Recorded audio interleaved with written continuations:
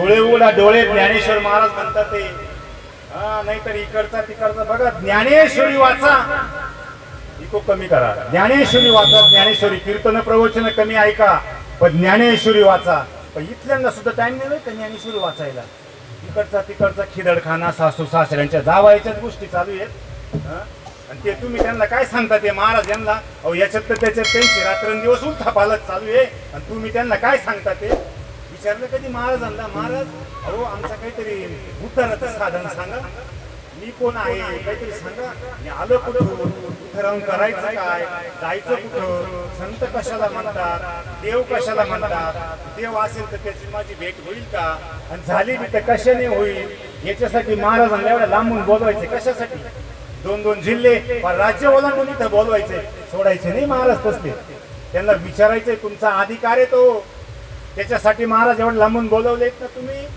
मग इकडं फक्त यायचं निघून जायचं असं नाहीये विचारायचंय महाराजांना तुम्ही तुमच्या प्रत्येक शंकेचं समाधान करता आलं पाहिजे महाराजांना नाहीतर मग असं नाही चालणार आहे ते एवढ्या लांबून लांबून आपण महाराजांना बोलवतो कशासाठी त्याच्यासाठीच कोण आहे मी विचार केलाय कधी मी आलो कुठून काही काही माणसं म्हणतात ते बाबा एवढी माझी सगळ्या जगाची ओळख एवढं जग फिरून आलो मी म्हणतात सगळं जग फिरून आलो जग ज्ञानेश्वर महाराजांनी तिथं सुद्धा काट मारली असं माहित नाही अरे आहे मी कोण करावा विचार माऊली म्हणतात ते पहिला अगोदर स्वतःची ओळख झाली का ओळखलं स्वतःला आहे मी कोण करावा विचार म्हणे ज्ञानेश्वर निवृत्तीचा स्वतःची ओळख झाली का स्वतःची ओळख कशाला म्हणतात ते स्वतःची ओळख कोण आहे तुम्ही सोमनाथ तुकाराम सकाराम नामदेव विठ्ठल केशव हे आहेत का तुम्ही मग तुम्ही कोण आहात तुम्हाला एक उदाहरण देऊन सांगतो तुमच्या लक्षात येईल तसं तुम्हाला कळणार नाही आवाजात काही सारखा फॉल्ट होतोय काय होतंय लक्षात ठेवा इकडे बघा आता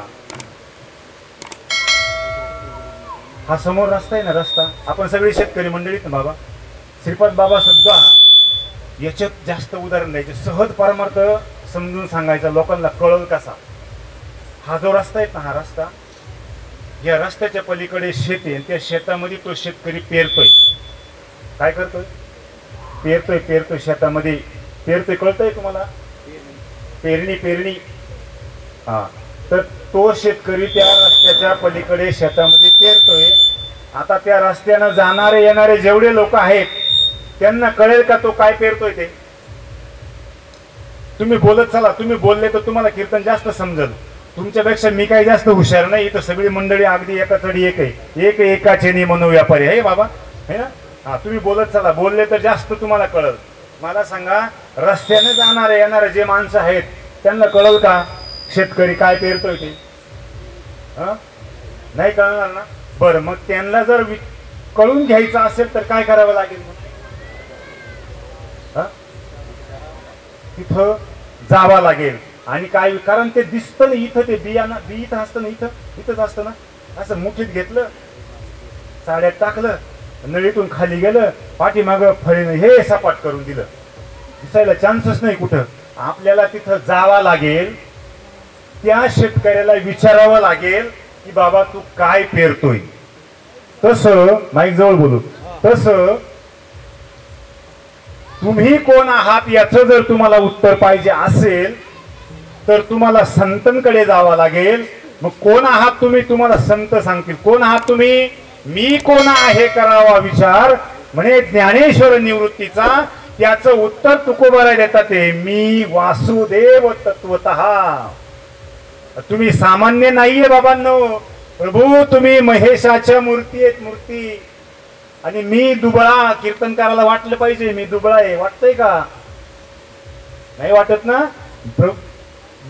काय बोललो मी वासुदेव तत्वतः कोण आहात तुमचं उत्तर दिलं बरं का तुकोबारांनी बघा पण हे माहित नाही तुम्ही तत्वतः तत्वरूपाने वासुदेवच आहात यात काळी मात्र सुद्धा संशय नाही पण हे माहित नाही काय हे माहित नाही मग हे कळेल केव्हा म्हटले कळो येईल विचारिता काय करावं लागेल अहो हे कळेल पण काय करावं लागेल विचारावं लागेल मग हे कोणाला विचारायचं कोणाला विचारा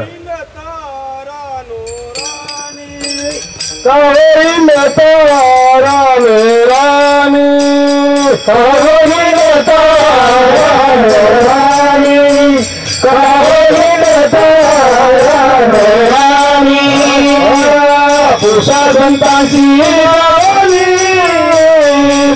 पुरुषा संतांची गावानी कावेरी तारा राणी कावेरी तारा राणी पुरुषा संतांची गावानी पुरुषा संतांची गावानी कावेरी तारा राणी कावेरी तारा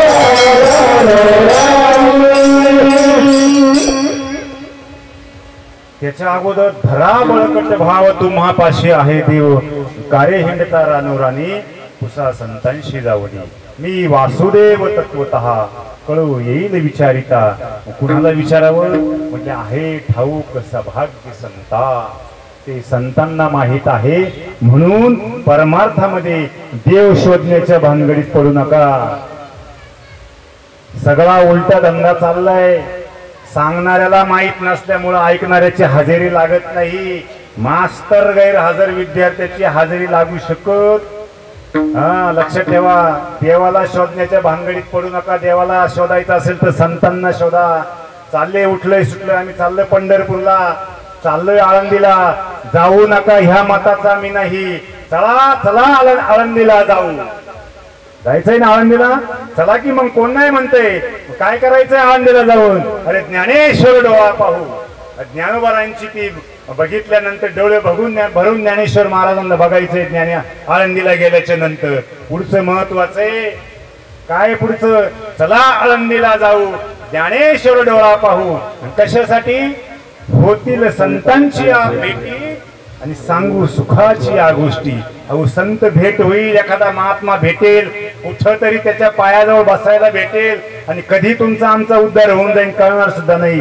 म्हणून जर जायचं असेल तीर्थयात्रेला तर साधूची भेट होईल संतांची भेट होईल म्हणून जा कारण देव तुम्हाला भेटण्यासाठी जाऊ नका तुझं आहे तुझं पाशी परी तू जागा चुकलाशी ज्ञानेश्वर महाराजांनी ज्ञानेश्वरी जर बघितली ज्ञानेश्वरी जर कळाली तर ज्ञानेश्वरीमध्ये निवृत्तीच्याही ओळी आहेत आणि ज्ञानेश्वरीमध्ये प्रवृत्तीच्याही ओळी आहेत काय बोलतोय मी ज्ञानेश्वरीमध्ये निवृत्तीच्याही ओळी आहेत आणि ज्ञानेश्वरीमध्ये प्रवृत्तीच्याही ओळी आहेत म्हणजे निवृत्तीचा एक मार्ग आहे आणि एक प्रवृत्तीचा मार्ग आहे तुम्हाला आम्हाला कोणत्या मार्गाने जायचंय कोणत्या मार्गाने जायचंय आपल्याला निवृत्तीच्या मार्गाने जायचंय तुम्हाला उदाहरण देऊन सांगतो ज्ञानेश्वर महाराजांचा 9वा अध्याय 3ऱ्या क्रमांकाच्या श्लोकामध्ये पहिल्या 2 क्रमांकाच्या ओळी प्रवृत्तीच्या आहे आणि त्याच्या पुढची ओळ माऊलींनी निवृत्तीची म्हणजे ह्या दृष्टांताच्या 2 ओळी आणि पुढची त्याच्या पुढची ओळ माऊलींनी सिद्धांताची टाकली पाहे पा दूध पवित्र आणि मगाशी कोणी विषय घेतला पाशी त्वचेची या पदराड तुमची आमची गत कशी झाली सावध करतोय तुम्हाला मी बाकी काहीच करायला आलो नाही तुम्हाला फक्त टच करायला आलोय टच इंटिमेशन ही इथून सावधान याच्या करता आलोय पाहे पा दूध पवित्र आणि गोड पाशी त्वचेची या पदराड ते अभिर्ण गोचिड असिद्ध काय न सेविती का कमलकंदा आणि दरदुरी नांदणूक एकेची घरी परी परागू सेवीचे भ्रमरी येराची फुलची उरे 2 ओळी सिद्धांत दृष्टांताच्या टाकल्या सिद्धांताची पहिली 3ऱ्या ओळीत जायच्या अगोदर तुम्हाला याचा थोडासा उलगडा करून देतो महिला मंडळ जरा बोलत चला पाहे पा दूध पवित्र आणि गोड गाईच्या काश्यामध्ये दूध आहेत ना सडामध्ये दूध आहेत का दूध गाईच्या काश्यामध्ये पवित्र दूध आहे पाशी त्वचेची या पदराड पण त्या दुधाच्या याला तो गोचिड नावाची एक कीटक आहे तो चिटकलेला आहे गाईच्या सडाला बरोबर ना पाहे पा दूध पवित्र आणि गोड पाशी त्वचेची या पदराड ते अभिर्ण गोचिड अशुद्ध काय न सेविती तो जो गोचिड आहे गाईच्या सडाला चिकटलेला आहे आणि एका पडदा फक्त एका आतमध्ये आहे पवित्र दूध आतमध्ये आहे आणि बाहेरून अशुद्ध रक्त आहे एकच पडदा त्याच्या आतमध्ये आहे पण तो गोचिड हे अशुद्ध पवित्र दुधापर्यंत पोचत नाही तो फक्त ते अशुद्ध रक्त सेवन करतोय तसं का कमलकंदा आणि दरदुरी नांदणूक एकेची घरी परी परागू सेवीचे भ्रमरी येराची फुलची उरी का कमलकंदा कमलकंदा म्हणजे कमळ दरदुरी म्हणजे बेडूक का कमलकंदा आणि दरदुरी नांद. आता बेडूक आणि कमळ कुठे एकच ठिकाणी नांदतात ना, चिखलामध्ये पाण्यामध्ये. पण त्या कमळाचा परागू सेवीचे भ्रमरी आणि येराची फुलची उरे, त्या कमळातील मकरंद सेवण्यासाठी भुंगे कुठून येतात, ते लांबून येतात आणि तो कमळाचा मकरंद सेवन करून भुंगे निघून जातात ते, आणि हे चिखलच तुलवतं कोण, बेडूक. माऊली म्हणतात ते तुमची आमची गत काय त्याच्यापेक्षा, त्या बेडकापेक्षा आणि त्या गोचिडापेक्षा काही वेगळी. दोन ओळी दृष्टांताच्या टाकल्या, माऊलींनी पुढची ओळ सिद्धांताची टाकली. अरे तैसा हृदयामध्ये मी रामू, असता सर्व सुखाचा आरामू, आणि का भ्रांताशी कामू विषयावरी. तुमच्या हृदयामध्ये मी विराजमान असणारा भगवान परमात्मा तुमच्या हृदयामध्येच विराजमान आहे ना. आणि हे मूर्ख लोक मला इतरत्र शोधताय, भेटेल का मी? नाही भेटू शकत. आता हे बापूजी समजा, इथं बापूजी चलतन गाव येत नाही, बापूजीला आम्ही पिंपळगाव तिकडून नाशिकवरून आलो. बापूजी नावाचे गृहस्थ चलथन मध्ये नाहीच. उदाहरण दिलं बरं का मी, बापूजी नावाचे गृहस्थ चलथन मध्ये नाहीच आहे. पण आम्ही नाशिकवरून आलो आणि चलथन मध्ये संपूर्ण चलथन पायाखाली घातलं. बापूजी नावाचे माणूस आहे का? बापूजी नावाचा माणूस आहे का? भेटेल का? किती जरी शोधला तरी भेटेल का आम्हाला? बरं, किती सत्यनारायण घालावं लागतील तेव्हा भेटेल? नाहीच समजा तिथं, ते किती सत्यनारायण घालावे लागतील तेव्हा बापूजी सापडतील. अहो काही जरी केलं तर बापूजी सापडणार नाही का? तर ते इथं नाहीच आहे. तसं तुम्ही इतरत्र कुठेही भगवंताला जर मोघम शोधत असेल तर, मोघम बोलतोय बरं का मी, तर भेटूच शकत नाही. त्याच्यासाठी रीत आहे, त्याच्यासाठी प्रोसिजर आहे, आणि त्या रीतीनं तुम्हाला आम्हाला जावं लागेल. तर रीत ती साधू संतांनी घालून दिलेली आहे. तुम्हाला सांगतो, सद्गुरु वाचोनी नाम नाही हाता, बरोबर ना? नामदेव महाराजांचा अभंग आहे, सद्गुरु वाचोनी नाम नाही हाता. सद्गुरूच्या शिवाय भगवंताचं नाम तुमच्या हाताला लागू शकत नाही. आणि त्या अभंगाचं शेवटचं चरण, नामदेव म्हणे सद्गुरु पासोनी, नाम घ्या जाणूनी नाना काही. जाणून जर घ्यायचं असेल सद्गुरूकडनं काय, तर फक्त नाम जाणून घ्या. नाना काही गोष्टी जाणून घेण्याच्या भानगडीत पडू नका, फक्त नाम जाणून घ्या. तसं माऊली म्हणतात ते, ह्या संसार रूपी भवसागरामधून, काय बोलतोय मी, ह्या संसार, ज्ञानेश्वर महाराजांनी प्रतिज्ञा तर केली, पण ती शपथ घेऊन सांगतात ते बरं का ज्ञानेश्वर महाराज. ती सामान्यांची शपथ नाहीये, आपण घेतली शपथ आणि चाललोय आम्ही घरी, अजिबात नाही. हा संसार रूपी भवसागर जर तुम्हाला आम्हाला तरुण जायचा असेल तर ज्ञानेश्वर महाराज म्हणतात ते, सद्गुरु शिवाय हा संसार तुम्हाला आम्हाला तरुण जाऊ शकत नाही. मी त्याची शपथ घेऊन सांगतो अभंगाच्या पहिल्या चरणामध्ये.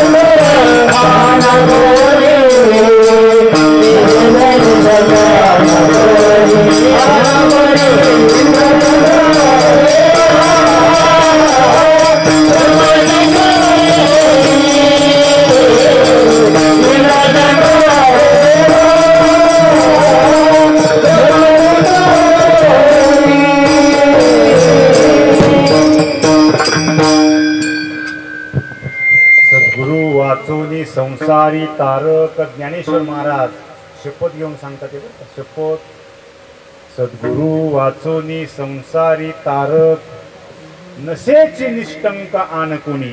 शपथ घेऊन सांगतो हा भवरूपी संसार जर तुम्हाला आम्हाला तरुण जायचा असेल तर संतांशिवाय पर्याय नाही. सद्गुरूशिवाय दुसरं कोणीच असं नाहीये की तुम्हाला तरुण या भवसागरातून तरुण नेतील असं कोणीच नाही. मग तुम्ही म्हणशाल महाराज इंद्र आहे चंद्र आहे हे पण नेऊ शकत नाही का. अहो ते तर वरती गेले ती तो राहिले खाली. मृत्यू लोकातच होते ना अगोदर ते इथं खाली राहिले. सत्कर्म केलं पुण्य केलं आणि त्या सत्कर्माच्या आणि पुण्याच्या जोरावरती वरती गेले स्वर्गामध्ये. स्वर्गामध्ये जागा मिळवली. तुम्ही सत्कर्माच्या आणि पुण्याच्या जोरावर स्वर्गात जागा मिळू शकतात हे नवल नाही. इंद्रपद सुद्धा प्राप्त करून घेऊ शकतात. सत्वाचे नियोगे स्वर्गाचे राजे आणि तुम्ही इंद्रपद प्राप्त करून घेऊ शकतात. पण आता ते वरती गेलेले स्वर्गामधले इंद्रदेव ते काय म्हणतात ते याचना करतात. ते आता ते म्हणतात आम्हाला वरून खाली यायचंय आणि खालच्या शिड्या लावून वर जाण्याच्या प्रयत्नात ये मृत्यू लोकीचे उपराठे येथ जरी अवचित जन्मला असे अर्जुना. अचानक जन्म झालेला आहे ना तुमचा आमचा. आता ते म्हणतात आम्हाला खाली यायचंय आणि खालचे म्हणतात वर जायचंय. कशासाठी वर जायचंय केलाय काही विचार कधी. स्वर्गामध्ये गेल्याच्या नंतर तुम्हाला काय एवढी आपली इतकी गायरात आहे. मनुष्य वारल्या लगेच गेल्या लगेच स्वर्गवासी वैकुंठवासी आहे ना. अहो वैकुंठीचे जन सदा चित्ती ताती काही येथे येते हरीचे दास. ते तर वाट बघताचे हरीची तर सोडा लांबच आहे पण त्याचे दास तरी कमीत कमी वैकुंठात यावा ते वाट पाहतात. ते वैकुंठातले हे स्वर्गात स्वर्गामधले वरून टाकामाका पाहत येते. ते म्हणतात आम्हाला खाली यायचंय. स्वर्गीचे अमर इच्छिताती देवा मृत्यूलोकी व्हावा जन्म आम्हा. आणि आपल्याला मृत्यू लोकात जन्म झालाय आणि आपण अपेक्षा पुढची करतोय स्वर्गातली करतोय. तुम्हाला इंद्र सुद्धा इंद्रामध्ये तेवढं सामर्थ्य नाहीये तुम्हाला या भवरूपी सागरामधून तारून न्यायचं. चंद्रामध्ये तेवढं सामर्थ्य नाही. अहो ते म्हटले हे तर जाऊ द्या ब्रह्मदेवाच्या सुद्धा तेवढं सामर्थ्य नाहीये. ब्रह्मदेवाचं बोलतोय मी. ज्ञानेश्वरीचा 17वा अध्याय 23व्या क्रमांकाचा श्लोक खोलायचा घरी जाऊन. ब्रह्मदेव सुद्धा वेड्यासारखा बसला होता. माऊली म्हणतात ते पै सृष्टीची या उपक्रमा पूर्वी गाविरत्तमा वेडा ऐसा ब्रह्मा एकला होता. वेड्यासारखा बसला आहेत. नाथ बाबांचं भागवत जर पाहिलं पहिल्याच अध्यायामध्ये सांगून टाकलं नाथबाबांनी किती दिवस 1000 वर्ष ब्रह्मदेव तरफडत होता बरं का बाबा. सृष्टी निर्माण करण्यासाठी पाठवलं होतं ना भगवंतानी. नाही करता आली. 1000 वर्ष तरफडत होता ब्रह्मदेव पण करता नाही आली. पै सृष्टीची या उपक्रमा पूर्वी गाविरत्तमा वेडा ऐसा ब्रह्मा एकला होता. वेड्यासारखा तोच बसला होता. मज ईश्वरा ते ना ओळखे ना सृष्टी ही करुणा सके जो थोरू केला एके नामे जेने. पवित्र अंतकरणाने पुन्हा भगवंताचा धावा केला. धावा केल्याच्या नंतर मात्र मग त्या ठिकाणी वार्तालाप झाला. अजून सुद्धा सृष्टी निर्माण करता आली नाही. अहो पृथ्वीच नव्हती. पृथ्वी रसा काळात तळाला नेऊन घातलेली होती. भगवंताला वरा अवतार घेऊन पृथ्वी पुन्हा वरती आणावा लागली. मग मात्र भगवंतालाही विचार पडला की आपण याला ज्या कार्यासाठी पाठवलेला आहे त्याच्यासाठी याला नाम देणं गरजेचं आहे. जे अनादिकालचं जे नाम आहे ते तुम्हाला आम्हाला भेटलं. परंपरेनं संप्रदायाच्या कृपेने मिळालं म्हणून तुम्ही आम्ही संप्रदायाच्या कृपेने एकमेकांशी जोडलं गेलं बरं का. नाही तर कुठं पिंपळगाव आणि कुठं चलथाम याला विचार काही तुम्ही. हे जोडायचं काम कोण करतंय. तिथपर्यंत तिथून ती नाळ जोडत जोडत जोडत जोडत जोडत तिथपर्यंत आली. मालिका आहेत ना पुरावा. ब्रह्मदेवाला सांगितलं. मग मात्र भगवंताने काय केलं. हंसरूपी भगवंताने हंसाचं रूप घेतलं. हंसरूप भागवत काय सांगतात 3य स्कंदामध्ये हंसरूपी भगवंताने ब्रह्मदेवाच्या कानामध्ये ज्या महावाक्याची बोंब केली त्यालाच भागवत असे म्हणतात. याच्यापेक्षा वेगळा भागवत नाहीये बरं का. हा भगवंताने हंसरूपी भगवंताने ब्रह्मदेवाच्या कानामध्ये त्या महावाक्याची बोंब केली, नाहीतर तोही वेड्यासारखाच बसला होता. त्याच्यात जरी 17वा अध्यायात सांगितलं. जर थोडस आपण अजून पाठीमागं आलो तर 8व्या अध्यायामध्ये 16व्या क्रमांकाच्या श्लोकामध्ये वरतून 7-8 ओळी सोडून द्या, पुढे जा. ब्रह्मदेव सुद्धा जन्म मरणाच्या तडाख्यातून त्याला सुद्धा सुट्टी मिळालेली. ब्रह्मदेवाला एरवी ब्रह्मपणाची या भडसे, न चुकती पुनरावृत्तीचे वळसे, परी निवटली यांचे पोट ना दुखे. ब्रह्मदेवाला सुद्धा या जन्म मरणाच्या तडाख्यातून स्वतःची ही सुटका करून घेता आली नाही. आणि तुम्ही विचार करा, ते सुद्धा इंद्र चंद्र हे ब्रह्मदेव सुद्धा तुम्हाला आम्हाला या संसार रूपी भवसागरामधून सोडू शकत नाही.